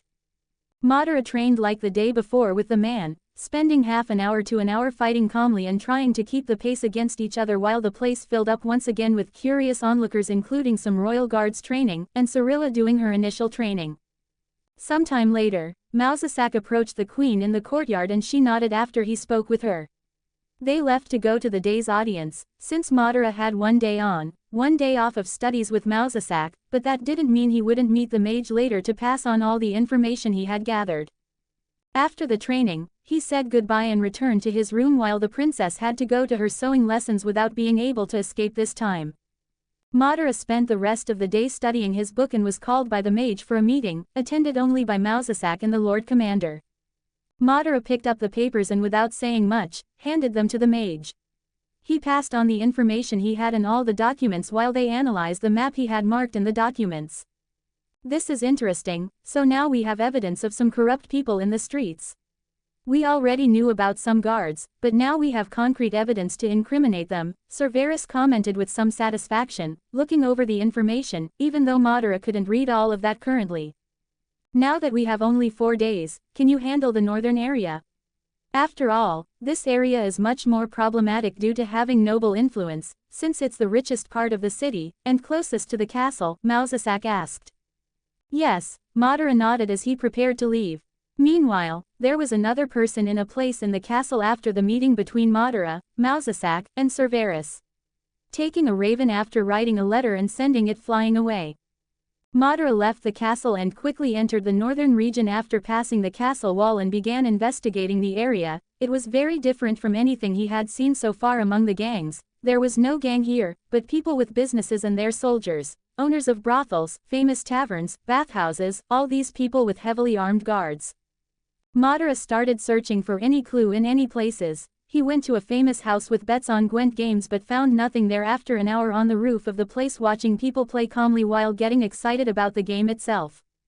He left there and found an interesting place, so he entered a bathhouse. No one saw him running on the roof like a spider, as he stopped behind a pillar, staying in its shadow, trying to discover anything since the map said this could be a suspect location according to Mausasak. Everything seemed calm while the men, wrapped in towels, sat in the waters, talking, smoking, and drinking. There were some women also enjoying themselves on another side, and some men brought prostitutes, but Madara ignored all this, waiting to see anything that might help him there. Until finally, a specific group appeared, a young noble by what he could tell, bringing some men who seemed to be gangsters with him paying for the place. They chose a sauna and stayed there drinking. Madara knew this young man was a suspect. He should be about 25 years old. Did you hear? It seems the guards are investigating our area, one of them commented to the other. Yeah, I know, another spoke nonchalantly, but I doubt they can do much. Right, Lord Rushford, he asked the young man who was their leader. Yes, but it's nothing we need to worry about, Junlian Rushford OC said calmly. Do you still have contact with that mage? A friend of his asked. Yes, but now it's quite limited. He wants a specific boy, and I know where this boy is, he said. A boy, after everything we've captured? The other questioned. Given that they frequently captured children before the gang chaos, the mage offered something only he could provide. Yes, there's an important spy inside the castle, he spoke calmly and mockingly, and the boy is there, he finished, leaving the others surprised. A spy, who could it be? Madara on the roof wondered, looking intently at the group secluded in a spot. Also, they don't seem to need money, why would they be working with the mage? Madara couldn't help but wonder. Do you believe if I tell you this boy is special? That's why the mage is interested in him. They say he's some kind of witcher. We're preparing to capture him as soon as he comes into our territory. He said, and Madara already ruled out Cerberus as a spy, since these men would likely know if he were supposed to be here today. Could this be the monster who invaded the southern gangs and wiped them out? One of them couldn't help but ask. I don't know, but I doubt he can enter any of our domains, he said with a malicious smile. Even Queen Calanth can't touch me. After all, my father is a powerful man, he spoke calmly. Madara just listened to all this. Afterward, they began talking about other things, related to prostitutes and some business. He left there and went to his belongings nearby and searched until he found a symbol with a key. They didn't expect me to be able to get in here. Madara mocked internally and left the key there because he had to keep suspicion off himself for now. He returned now to the city and went after the key symbol to investigate, finding the Rushford family's auction house, which belonged to that man's family. Although he didn't know much about the nobility of Cintra to know who he was, indeed it seemed like a powerful family. He finally found an auction house in the richest part of the northern region. He entered secretly through one of the windows and checked the place. There was an office besides a small counter on the second floor where the auction was happening. He went to the office, which seemed more important, and where there was a safe. He surveyed the area and knew that if he broke into the safe or tried to use the key he saw with the man from the bathhouse, it would alert his enemies. So, he only conducted a reconnaissance mission. After a while, he decided to return to the castle, ending his investigation for the night. 1 comments 0 vote. Chapter 39 Cintra 32. Chapter size, 1800 words. Third person POV. Northern Kingdoms. Following Madara's investigation, the next day began as usual. He was requested once again, and Madara went to train with Iced. Madara saw Cirilla alongside training with the Lord Commander. Do I just have to do this? she complained while rhythmically moving her sword. Yes, you need to learn to strike without moving from your spot, the man said. That's why you must pay attention to your footwork. He pointed towards her lower body. Despite not liking it, she continued to do as requested and saw Madara entering the area at that moment. Hello, Madara, she greeted him as usual. Madara nodded as he approached the spot where Iced was waiting patiently. Let's begin, he said as soon as Madara picked up his sword. Yes. As soon as the boy was ready, they resumed their sparring, fighting each other. The session ended with Mausasak approaching. May I take the children? He asked, and they released the boys for their training session. The children sat as usual in his lab. Hours passed while Cirilla, as always, initiated conversation with Madara during the training. Did you see how I am in the yard? I am training a lot, but it's so tiring to repeat the same movement, Cirilla continued to complain, shifting her gaze from the book to the boy studying the northern language. Madara looked up from his book to the girl. Through repetition, you will achieve perfection, and it will keep you alive in combat, he replied to the girl who might not be as quick as him in learning but would surely become powerful in the future. Yet, she had to start somewhere. But it's so boring, she complained. That's how it is, just keep up the right pace and learn, he commented. Quote. Cirilla saw Madara returning to his book and made a pouty face, as he went back to ignoring her while studying. Mausasak was arranging some things in the lab and couldn't help but smile at the two. The morning finally ended as servants brought lunch for them, returning to study in the afternoon until Cirilla's servant came to take her to her room. Goodbye Madara, goodbye Uncle Mausasak, she said leaving. You see, she calls me uncle, you could do the same. Mausasak commented to Madara who stayed in the room. Quote. He remained silent at this demand, unwilling to call the old man uncle. All right, he laughed seeing that Madara did not take it seriously, before speaking again. Now let's discuss your findings. You went to the northern region yesterday, right? How was the investigation? Difficult, as there were hardly any clues, I hardly found anything. However, Madara began, I started to see results late last night when I went to a bathhouse. He began explaining everything he had seen and heard. Can you show me the noble symbol you saw? Mausasak asked, and Madara nodded, beginning to draw on a blank parchment. Mausasak took the paper and looked attentively. Certainly as you said, it seems a member of the Rushford family is involved, this complicates things. Mausasak analyzed with a furrowed brow. He put down the paper and looked at Madara. So there is a spy and this mage now wants you, he commented, thinking about everything he had heard. He was somewhat concerned about all this. It seems so. After all, I made life difficult for him the last time we met.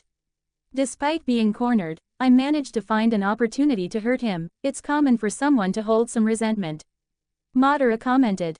But, also, Rushford is with them, I mean, his youngest son, he said, since it was not his heir, but a younger son who took care of his father's affairs in the city. Can you tell me about this family? Madara asked, since information is almost everything. Yes, they are the most powerful family in the east, with wealth and lands, they are one of the most powerful vassals of Cintra. Even Queen Calanth has to be cautious with him. After all, he contributed a lot. His family has contributed to the kingdom for hundreds of years, he said. I need you to find sufficient evidence to incriminate him, so that his family cannot intervene and the Rushfords can do nothing about it. If the family is also involved, we will deal with them, but we need proof for that, Mausasak told the boy. Yes, Madara simply nodded, understanding. I know you can't act now, but prepare everything to start our actions, and I will talk to the Lord Commander, especially now that we know we have a spy. It seems they are not aware that you can infiltrate, not even a spy from the castle, which gives you an advantage, Mausasak breathed before continuing. But it seems someone important to know such secret information, I will investigate this. We are lucky that the only ones who know your true abilities are just me, Calanth, Iced, and little Cirilla. No one knows that you can move through walls, so this puts us ahead of our enemies, he said. After all, Madara had never shown his abilities to anyone else who is still alive, besides the mage, but he seems not to have passed this information to his contacts in the city. Madara simply nodded. Mausasak wanted something more from the boy before he left the area. Before that, may I take a sample of your blood? I would like to go see it. Madara heard this and shrugged. After all, it seemed like nothing as Mausasak approached with a needle and pricked Madara's finger, while a bit of his blood dripped onto a glass slide. Madara left the room after that, returning to his room and preparing to investigate another part of the north again this early morning.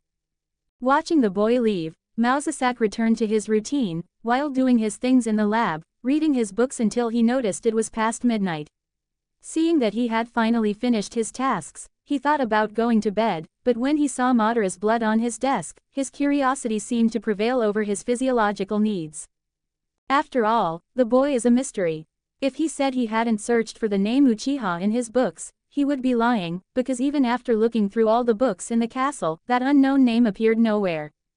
My intuition says there's something more mysterious in this name. After all, there are no traces beyond Madara's parents appearing out of nowhere in a rural village in Cintra, he murmured to himself. He took the slide with the blood and brought it to a part of the lab, where he had a large telescope and a certain compass that could regulate the chaos energy of any object or magic, an artifact that he brought with him from Skellige. He began by placing the glass slide under the microscope and taking a tool to pick up a small drop of the blood and placing it in front of his telescope, while he began to examine the blood, which was almost like human blood, as the plasma circulated normally. He looked at the chaos energy detector in the boy's blood, but the result was surprising. 0. How is that possible? For Mausasak, it even seemed more acceptable that he felt nothing, but not even the equipment detecting any trace of chaos energy in him. Is that possible? He murmured as he began writing in his journal about his current experience. He took another part of the blood, another small drop, and began to conduct some tests.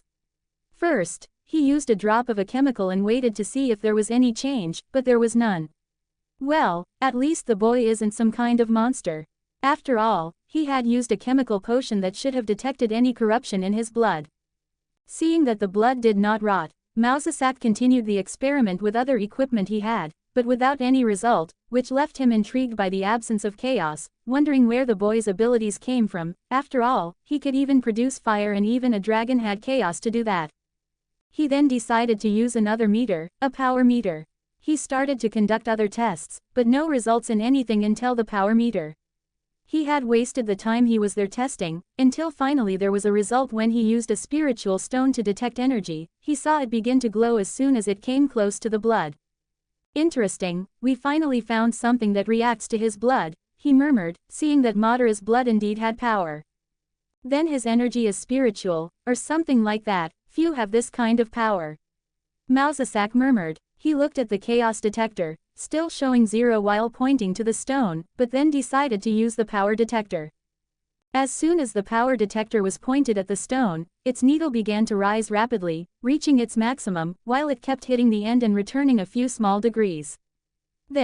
Mausasak couldn't help but be alarmed. After all, even his detector could not see the real power in the boy's blood, since it could not measure the maximum. What does this mean, that his energy is completely spiritual?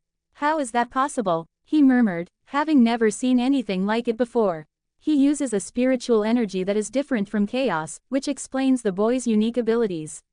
Well, I'll note this down. It certainly is interesting, but I doubt anyone can use this energy like the boy does. It seems the child is truly unique. He talked to himself looking at his equipment. Let's see how he turns out in the future. Are there more members of his family out there? He wondered. After all, this is genetic. Could his descendants and children also have this power? He thought aloud. After all, I shouldn't be surprised that this mage wants the boy, he concluded. I will speak with some of my acquaintances in Skellige. Some druids are experts in the spiritual area and would certainly be interested in this. He said lastly, while marking his new notes in his diary, then waited and went back to rest, ending his day in the middle of the night. Raccoon here. This is a chapter I classify as the calm before the storm. 5 comments 0 vote. Chapter 40 Cintra 33. Chapter size 1900 words. Third person POV. Northern Kingdoms.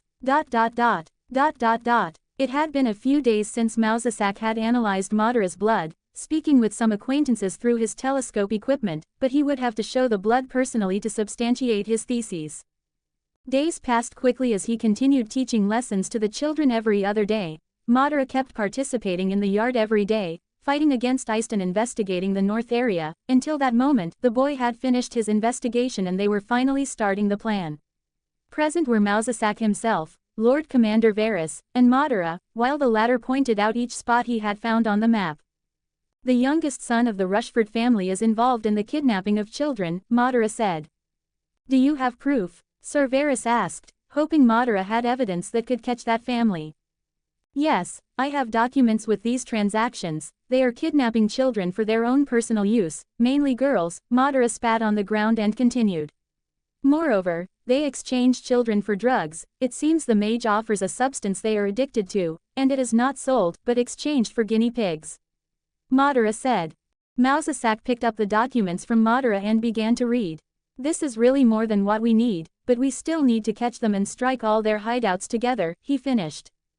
Not just that, Madara continued, I've heard from many nobles who are involved, that there will be a tournament. It's a kind of secret arena between slaves brought from the south. All the local nobles who use this type of drug will be involved. If we want to catch them red-handed, we can easily incriminate them by linking to the mage who traffics children. Besides the documents, Madara spoke as both men nodded with that reasoning. But I doubt that this can happen so easily.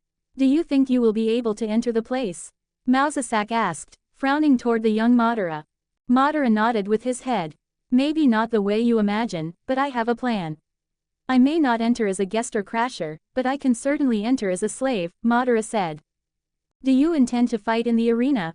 Lord Varys raised an eyebrow. He had heard of this place, but never could act against it. Yes, Madara simply confirmed. The only problem is the traitor. We haven't discovered who it is.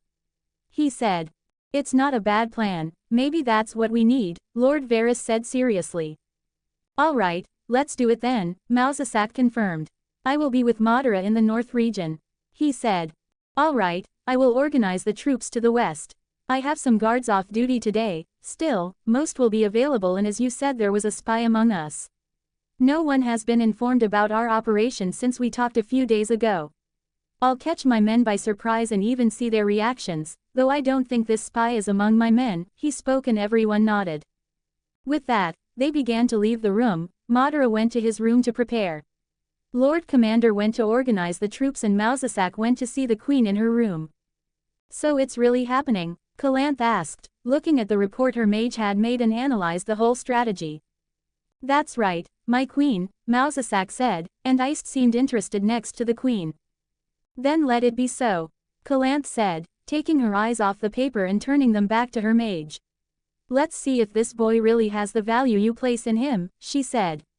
After all, Madara was responsible for all the intelligence of the mission, which would determine whether the mission was a success or not, thanks to the clues and information he brought. She noticed movement at her side and looked at her husband, grabbing his axe, which he carries to all sides of the castle. What are you doing? She asked Iced. I'm going to get my axe, my queen, he said, with his seductive smile. Do you really think I would let a fight like this pass?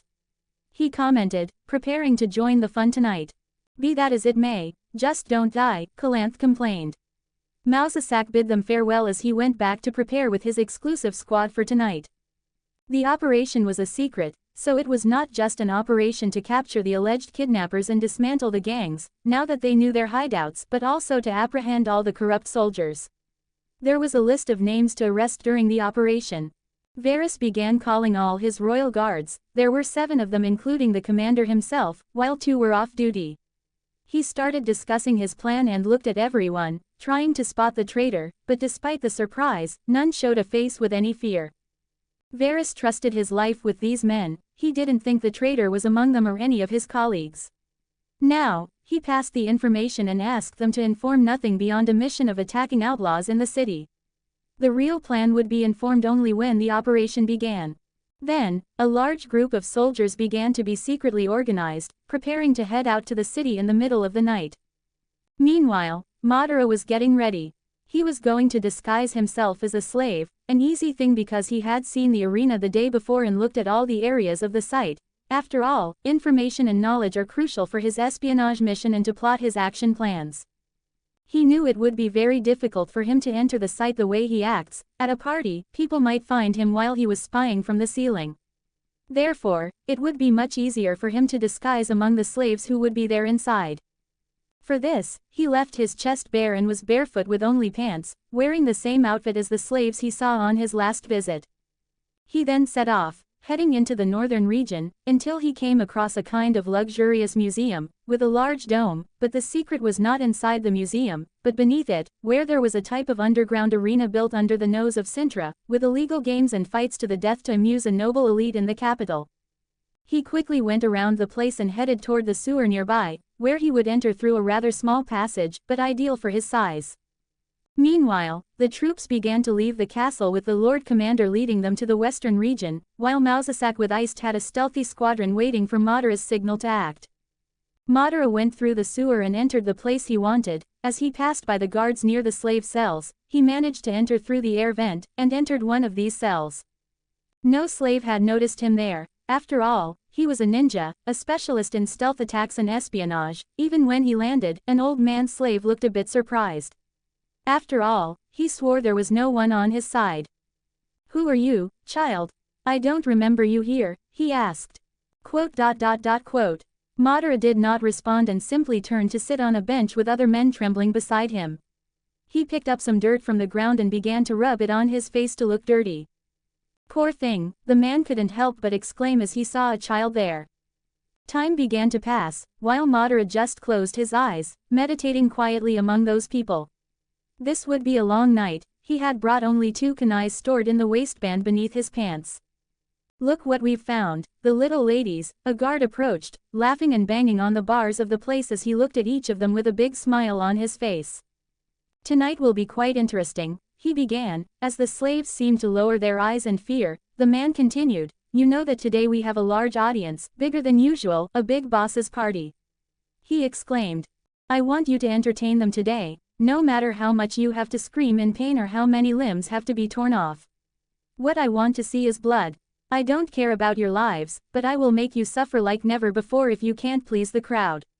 And today, especially, we will give freedom to the champion," he said. "Not only that, but you'll also earn this here." He showed a little powder in a bag, which made many slaves look at it with drool on their lips. Madara narrowed his eyes. After all, that was the drug, and it seemed that they used it on some slaves to give them a reason to fight. He just shook his head as a great noise from a crowd began to be heard from outside. One by one, the slaves were being thrown out. There were no children other than Madara, which caught the man's attention when he encountered him in the middle of the cell. "A child," he said as he cracked a smile. "I'm sure they will love this. This will be a great show," he mused, imagining how the sadistic nobles would relish seeing the sight of this boy being tortured in the arena in front of everyone. "Come here, boy, now," he growled, and Madara did not refuse as he stood up and easily approached the exit. "This boy is very good," he said to his guard. "I wish they were all like this, that we didn't have to beat them until they finally wanted to come out, or even use that drug to stimulate them to fight," the man said. Madara showed no resistance as he walked to where the exit was, in front of a gate, with 2 people fighting in the center of the place, before one was pierced by a sword, while the crowd screamed wildly with excitement. "Now, my lords, we have a fight that will entertain all your eyes," a man spoke in the arena as he pointed to one of the gates and a strong, large man came out. "Do you see this man? Today we will do an experiment, let's see how much he can hurt this boy." Then he pointed to the gate that was opening in front of Madara as he began to walk. But not before receiving an elbow jab from a blunt spear in his back that made him glare at the guard. "Go on, boy, go and die," the guard growled at Madara. And Madara made a mental note to take care of this man later as he started walking to the place, the crowd beginning to scream at this moment seeing a child entering the arena. There were men and even some women watching the boy approach in the middle of the first fight of the area tonight, which would just be the beginning of his victories.